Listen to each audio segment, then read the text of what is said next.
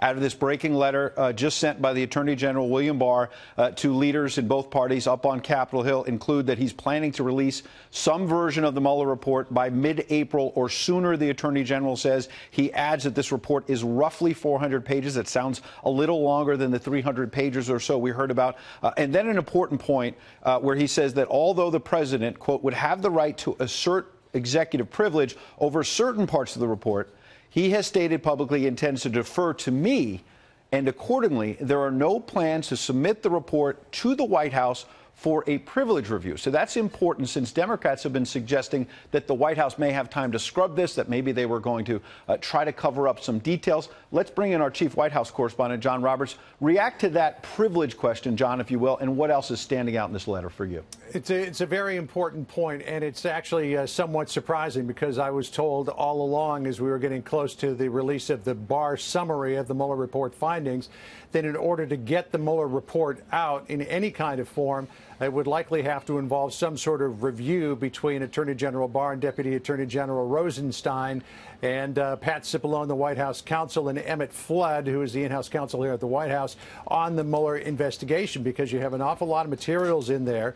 that would be subject to executive privilege, not the least of which is the transcript of some 30 hours of conversations between Robert Mueller's investigators and Don McGahn, who is the former White House counsel. And then, because there was all this transparency from the White House, which was the suggestion of John Dowd and Ty Cobb, you have thousands, tens of thousands, really, of documents that are in-house White House communications, interagency communications, interpersonal communications, most of which would be subject to executive privilege. And you would think that the White House would want to check to make sure that whoever was reviewing this would be very prudent about what is and is not released. But it would appear, according to the Attorney General, that the president has turned all of the reins of that over to the Attorney General to make the decision, and the White House counsel's office will not be involved here at all, which is really putting a tremendous, tremendous amount of faith in an individual that the president doesn't really know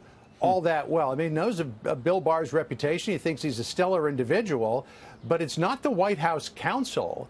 And so I think the president here is, I don't want to say he's taking a risk or he's making a gamble, but he is putting an awful lot of faith in the Department of Justice to thoroughly scrub this thing to make sure that no items that are subject to executive privilege that the White House would not want out there don't get out there. Yeah, John, important point you make, because about a week ago, as you know, there were reports circulating that the president in private was asking people, phoning them, what do you know about Barr? What do you know about this guy? That maybe he was a little nervous that he didn't know what the letter was going to say that was summarizing the Mueller report. That has now come out, obviously, and the president, we know from his public comments, is pretty positive, pretty high on both the Attorney General and the letter, suggesting that he was cleared at least on collusion. And there's a debate, as you know, coming on what exactly the full Mueller report says about the allegations of obstruction. So jump in on that point. And because this has just come out, I haven't had a chance to check with Rudy Giuliani and Jay Sekulow, who are the president's outside counsel. I know that they would love to see this report before it's made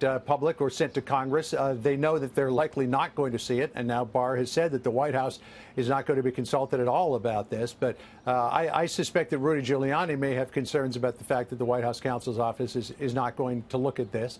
I mean, particularly when you consider Rod Rosenstein's involvement in signing those FISA warrants way back when this investigation was getting going. Now, having Rosenstein still there through this process is political insulation for the president. But again, the president is putting an awful lot of faith and trust in Bill Barr. But I would assume that because of his stellar reputation, Barr is going to go through this thing with a fine-tooth comb and make sure that nothing is released publicly that shouldn't be out there. And, you know, you're talking about intimate conversations between the president and his top aides. That's stuff that you want to not get out into the public domain. Absolutely. Excellent reporting from our chief White House correspondent, John Roberts. Stand by, John. We're going to get back to you in a moment. I want to bring in Chris Wallace, Fox News Sunday host. We were talking a moment ago. We had an inkling this might be coming out any moment now. So I appreciate you tap dancing with me a little bit. This is a two-page letter, so it's pretty brief. And what stands out for you, Chris? Well, it strikes me as an eminently reasonable offer, or not really an offer, a declaration by the Attorney General. The fact is that the report was only given to at 5 o'clock a week ago, so 7 days ago, to Bill Barr. He then summarized it on Sunday. The idea that he was going to be able to make the whole report public, having dealt with all the issues, as you've pointed out, about grand jury testimony, intelligence information, that he'd be able to do that by this Tuesday in about 9 days seemed like a reach. As I say, I think it seems like a pretty reasonable position for the Attorney General to take, and particularly as you and John have been talking about the fact that the White House is not going to get a look at the report before Congress does or the public does. Having said that, my guess is that the Democrats are going to say it's an offer they can't accept, and that they will say, well, there's already had been talk that, if they didn't turn it over right away, it was a cover-up, that there's a scrubbing. Yes, the White House counsel isn't going to take a look at it, but the president's appointee, the Attorney General, is going to take a look at it, and he's going to be able to make decisions. So I suspect Republicans are going to say, gee, this is pretty generous, this is pretty reasonable, pretty transparent, and Democrats are going to label it a cover-up or a delay, even though we're only talking about a matter of a couple of weeks. Right. Chris, I want to get to the details of the letter again, but first I want to stay on your point because it's important. Of course, the Attorney General serves at the pleasure of the president. He was nominated by this president, but when Democrats over the last few days have been suggesting that he's sort of a pawn of the president, and in the words of Chuck Schumer yesterday, he said that Bill Barr is delaying the release of the Mueller report. The fact that this letter does a number of things says, A, as Attorney General, I'm going to get a big chunk of this 400-page report out by mid-April. B, he's willing to testify May 1st, May 2nd before the Senate and the House, the Attorney General. And C, I'm not giving the White House a look beforehand. Does it make it harder for Democrats to claim this is some kind of a cover-up? It may make it harder, but it doesn't make it impossible. And I will predict that they're going to say, we don't want to see Bill Barr's version of this report. We want to see, I'm just telling you what I think predict their action is going to be. We want to see the full report. We not only want to see the full report, we want to see all of the underlying documents, all the investigations, all the interviews with witnesses. They're going to fight for transparency. Look, regardless of the fact that I think the Democrats are going to try to move off this to some degree and get to other issues like health care and equal pay and education, they see it a political advantage to continuing to hammer the president on various investigations. And the floor of the House will pass some legislation, probably go nowhere in the Senate, but you're also going to see folks like Adam Schiff and Elijah Cummings and Jerry Nadler continue to investigate the president.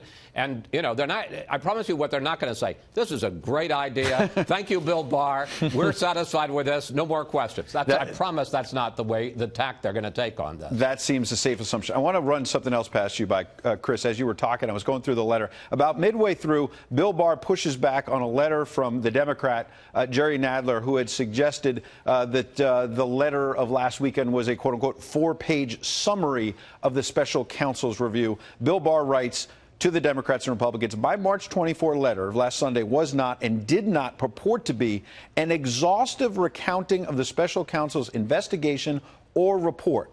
As my letter made clear, my notification to Congress and the public provided, pending release of the report, a summary of its principal conclusions, that is, its bottom line. He goes on to say it's 400 pages, Chris.